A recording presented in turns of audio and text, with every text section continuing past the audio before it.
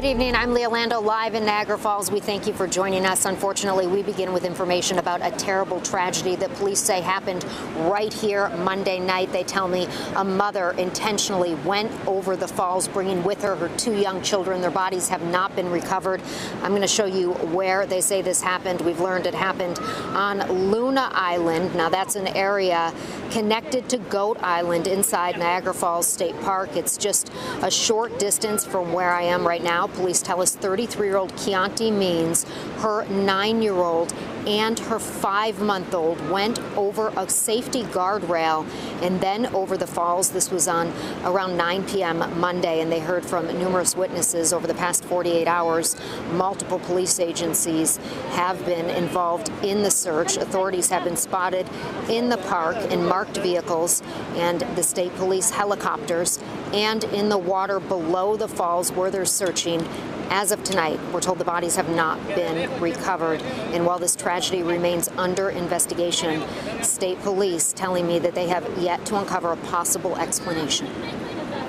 Everyone always says, is there a red flag or was there a warning, right? We don't see that here. We don't see that warning or that red flag or that indicator that would assume that things have taken a very, long-term turn for the worst. So either something happened suddenly or that's the spotty area that we're not quite sure right now. The best we can do for the families is to, down the road, recover the bodies if we can and, at least have that closure for the family. The why is going to be a very difficult question for us to ask. Yeah, still early on in the investigation, and Trooper O'Callaghan says that the children have different fathers. They tell me both men are cooperating with authorities and have been helpful in the investigation. Everyone in the family that we've contacted, even the fathers of the children, have been very cooperative. They've been very forward with us with all information, and actually because of that, we're able to kind of speed this up quite a bit on our investigative end. He says officers are interviewing witnesses who were here the night this happened. That was Monday night around 9 p.m. They heard from several people. There are also several cameras around the park here. They're looking at that as well in the investigation. And back here live, you're looking at a live picture of where police say that this happened. There has been a lot of talk about mental health today as well. While it's still early on, they don't know what led to this. That is something that we are talking about. And Maki Becker, my colleague, is just feet away from where I am with more on that. Maki.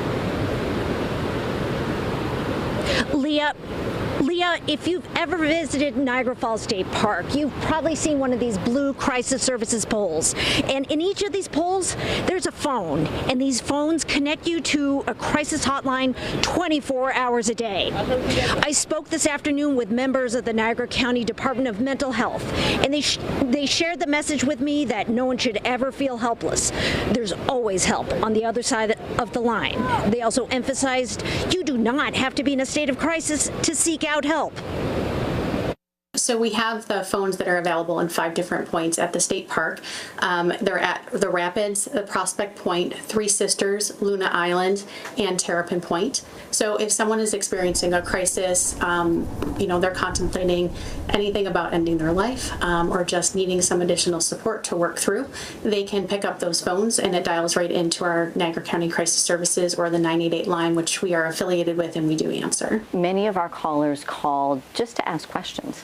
They've been feeling anxious, but they're not necessarily in a state of crisis. They've been having some symptoms of depression, or they're seeing something in a loved one. So certainly people are able to reach out and ask those questions long before things get to a crisis stage. And that's okay? That's perfectly okay. So Laura Kellerman tells me that the hotline gets about 2,000 phone calls every month, and most of those are from people who just need some help. Leah? Yeah, police here also telling me that they respond to multiple calls about mental health issues as well, and we want to share some important resources for you. There are numbers that you can call to talk to somebody if you or someone you love is struggling. We have all of this information as well on our website, WKBW.com. leahlandleah.com as the investigation continues into what led a mother to intentionally, according to police, go over the rails here and over the falls with her 2 young children continues. We will continue to update you. For now, I'm reporting live in Niagara Falls. Leah Lando, 7 News. Jeff. Such a difficult and heartbreaking story to tell. Leah, Maki, thank you for your reporting tonight.